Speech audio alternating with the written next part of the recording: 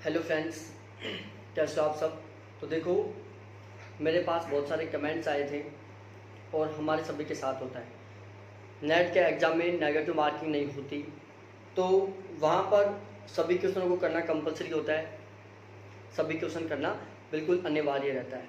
अब हमें जो क्वेश्चन नहीं आ रहे हैं उन क्वेश्चनों को हम किस तरीके से करें, उनमें हम तुक्का किस तरीके से मारें जिससे कि हमारा तुक्का पास हो जाए या हमारा जो तुक्का है वो लग जाए।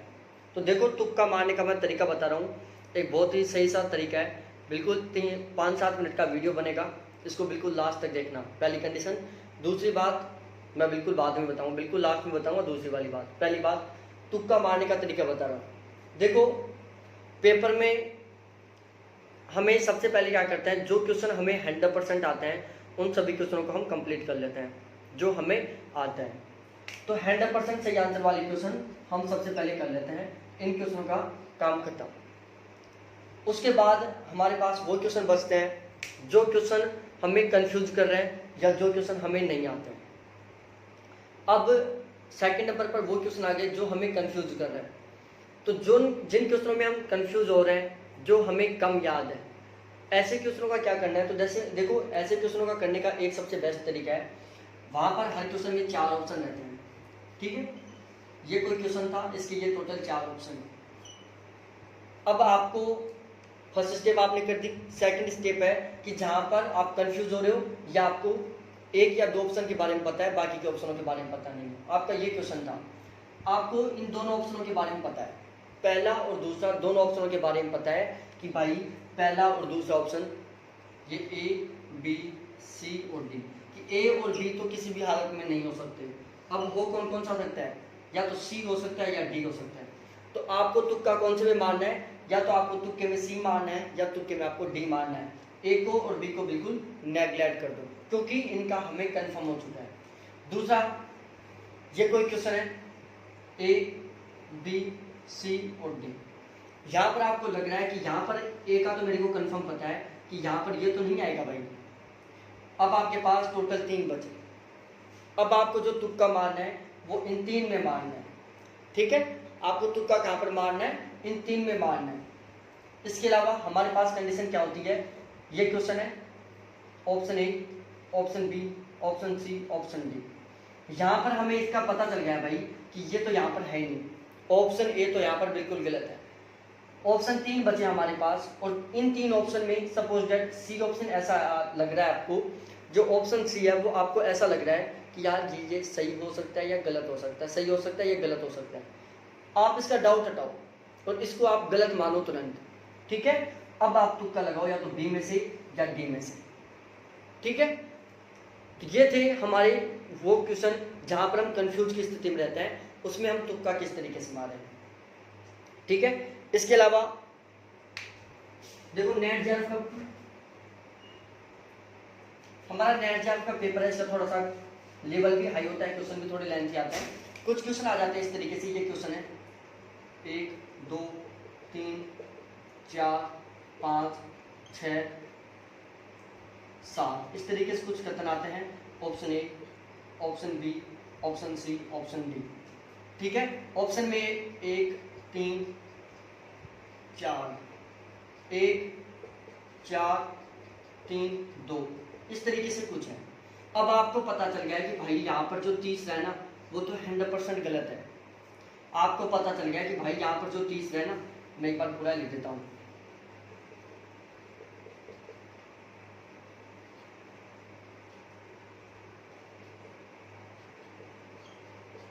ठीक है, अब आपको पता चल गया है कि भाई यहाँ पर जो तीसरा है ना वो तो 100% गलत है, ये किसी भी हालत में सही नहीं हो सकता। अब आप ऑप्शनों पर जाओ, बाकी इनके बारे में आपको कुछ नहीं पता, केवल तीसरे के बारे में पता चल गया कि भाई तीसरा तो 100% गलत है, बाकी के बारे में नहीं पता। तो आपको क्या करना है, तीसरा गलत मानना है। ठीक है, तीसरा तो आपको 100% है कि भाई तीसरा तो गलत है। अब आपको तुक्के कौन से मानना है, सी और डी, जिसमें ऑप्शन 3 है नहीं, जिसमें 3 है नहीं, उन 2 में आपको तुक्का मारना है, सी और डी में से तुक्का मारना है। ठीक है, एक ये तरीका था हमारा तुक्का मारने का कंफ्यूज वाले क्वेश्चनों का।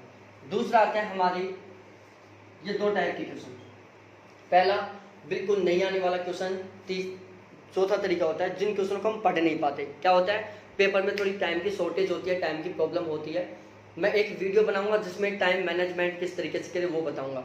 टाइम की किसी भी हालत में कमी नहीं आएगी, गारंटी है मेरी, टाइम की किसी भी हालत में कमी नहीं आएगी, उस वीडियो को देख लोगे तो यहाँ पर हमारे पास दो तरीके के क्वेश्चन बचे। एक तो वो क्वेश्चन जो हमें बिल्कुल नहीं आ रहे हैं, एक वो क्वेश्चन जो हमें बिना पढ़े क्वेश्चन, जिनको हम क्वेश्चनों को पढ़ ही नहीं पाए। अब टाइम 2 मिनट बची, क्वेश्चन 10 बच गए, अब क्या करोगे। होता है हम सभी के साथ, क्वेश्चन 10 बच गए, मिनट 2 बच गई, हम क्वेश्चन को पढ़ नहीं सकते। उस कंडीशन में क्या करें। कोई क्वेश्चन है जो हमें बिल्कुल भी नहीं आ रहा, उसमें क्या करें। तो देखो यहाँ पर आपको क्या करना है, एक आपको थोड़ा सा एक्स्ट्रा वर्क करना पड़ेगा यदि आपको तुक्का सही ढंग से मारना है तो। ठीक है, क्या करना पड़ेगा, थोड़ा सा एक्स्ट्रा वर्क करना पड़ेगा, कुछ भी एक्स्ट्रा वर्क नहीं है। हमें वहां पर खाली पेज मिलता है, आप सभी को पता है पेपर में हमें खाली पेज मिलता है। आप 2 खाली पेज भी ले सकते हो, उसमें कोई दिक्कत नहीं। आप क्या करो, जो खाली पेज है ना उसकी एक साइड में, ये हमारा फ्रंट पेज है उसका, यहाँ पर लिख लो फर्स्ट पेपर, यहाँ पर लिख लो सेकंड पेपर। ठीक है, और यहाँ पर डिवाइड कर दो A B C D, यहाँ पर डिवाइड कर दो A B C और D। ठीक है, आपने इस तरीके से कर दिया। अब आपने पहला क्वेश्चन किया, फर्स्ट पेपर का पहला क्वेश्चन किया, उसमें A आया, यहाँ पर पहला क्वेश्चन लिख दो। आपने 5वां क्वेश्चन किया, उसमें C आया, यहाँ पर 5वां क्वेश्चन लिख दो। आपने 8वां क्वेश्चन किया, वहाँ पर D आया, आप यहाँ पर 8वां क्वेश्चन लिख दो। इस तरीके से फिर D 11वें क्वेश्चन में आ गया, D 13वें क्वेश्चन में आ गया, D 14वें क्वेश्चन में, D 18वें क्वेश्चन में, D 23वें क्वेश्चन में, D 30 क्वेश्चन में, ऐसे किसी भी क्वेश्चन में आ गई है। ठीक है, अब आपके पास आपने कुछ क्वेश्चनों को कर दिया। अब सपोज दैट मैं बताता हूँ DI एक ऐसा टॉपिक बचा जिसके बारे में आपको कुछ नहीं आ रहा। सपोज दैट हम DI को लेके चलते हैं। DI आपका बिल्कुल कमजोर था, आपको कोई आंसर नहीं आता DI से रिलेटेड कि अब हम DI में क्या भरें। आपके पास A B C और D ये लिखे हुए हैं। अब यहाँ से आप काउंट करो कि D कितने क्वेश्चनों में आया, 1 2 3 4 5 6 7। फिर कौन सा C काउंट करो कि हमने C कितने क्वेश्चनों में भरा है। फिर B काउंट करो कि B कितने क्वेश्चनों में आया है। फिर आप A काउंट करो कि A हमने कितने क्वेश्चनों में किया है। और जब कंडीशन बचे कि सभी में, जैसे मान लो 50 क्वेश्चन होते हैं, हमें 12 चौक 48 हो गया, किसी में 12 11 13 इस तरीके का रेशियो आए, उसमें तो करो नहीं। कोई ऑप्शन बच गया ऐसा जहां पर आपने केवल 5 ही भरा है। सपोज दैट पहला क्वेश्चन है जहां पर आपने ये 5 क्वेश्चन है, बाकी इन क्वेश्चनों में क्वेश्चन रिपीट हो रहा है, कोई दिक्कत नहीं इससे। ठीक है, ये 3 ऑप्शन थे जिसमें आपने क्या किया, किसी में 11 क्वेश्चन लगा दिया, किसी में 12 क्वेश्चन हो गए, किसी में 13 क्वेश्चन हो गए। समझ गए होंगे। 11 क्वेश्चन ऐसे हो गए जिसमें B ऑप्शन है, 12 क्वेश्चन ऐसे हो गए जिसमें C ऑप्शन है, 13 क्वेश्चन ऐसे हैं जिसमें D ऑप्शन है, और A ऑप्शन ऐसा है जिसमें मात्र 5 क्वेश्चन है। आपने 5 क्वेश्चन ऐसे किए जहां पर ऑप्शन A सही आंसर था। अब आपको क्या करना है, DI बचा हुआ है, DI में आप क्या करो, पांचों के पांचों क्वेश्चनों में एक साथ A फिल कर दो। ठीक है, पांचों क्वेश्चनों में एक साथ A फिल कर दो। तो इससे क्या होगी, आपको देखो एग्जाम में क्या होता है, कुछ रेयर कंडीशन हो जाए जिसकी बात अलग है, वरना कभी ऐसा नहीं होता कि ऑप्शन A का आंसर, कभी भी ऐसा नहीं होता कि आंसर सीट में जो आंसर की होती है उसमें कि A ऑप्शन 30 क्वेश्चनों में सही हो रहा है, B ऑप्शन 25 क्वेश्चनों में सही हो रहा है, ऐसा कभी नहीं होता। वहाँ पर जो रेशियो होता है वो थोड़ा थोड़ा ऊपर नीचे होता रहता है, अदरवाइज 25% होते हैं। 25% A आंसर आएगा, 25% B आंसर आएगा, 25% C, 25% D, लेकिन फिक्स 25% नहीं होता। होता क्या है, जैसे कुछ क्वेश्चनों में 30% 35% तक रेशियो चला जाता है, कुछ क्वेश्चनों में 20% 15% तक रेशियो रह जाता है, लेकिन ऐसा कभी नहीं होता कि D एक भी क्वेश्चनों में सही आंसर नहीं होगा और B सभी क्वेश्चनों में सही आंसर होगा, कभी ऐसा नहीं होता। रेशियो समथिंग बराबर सा रहता है, आप सभी ने नोट किया होगा। तो उसके लिए आप क्या करो, सबसे पहले फर्स्ट पेपर डाल दो, A B C D 4 option लिख लो। अब आपने पहला क्वेश्चन किया, पहले में A आया तो उसके नीचे लिख दो, दूसरा में B आया तो B के नीचे दूसरा क्वेश्चन लिख दो, तीसरे में कोई तीसरा क्वेश्चन पढ़ा वहां पर D आया, D के नीचे तीसरा क्वेश्चन लिख दो, क्वेश्चन नंबर 3 डाल दो। ऐसे पूरा पेपर कर लो। लास्ट में जब आपको तुक्का मारने की कंडीशन आ रही है कि भाई यहाँ पर तो हमारी कुछ भी पार नहीं पड़ रही, एक क्वेश्चन 5वां रह गया, एक 15वां क्वेश्चन रह गया, एक 20वां क्वेश्चन रह गया, एक 19वां क्वेश्चन रह गया, अब हमारे पास टाइम कम है और ये क्वेश्चन हमें आते नहीं हैं।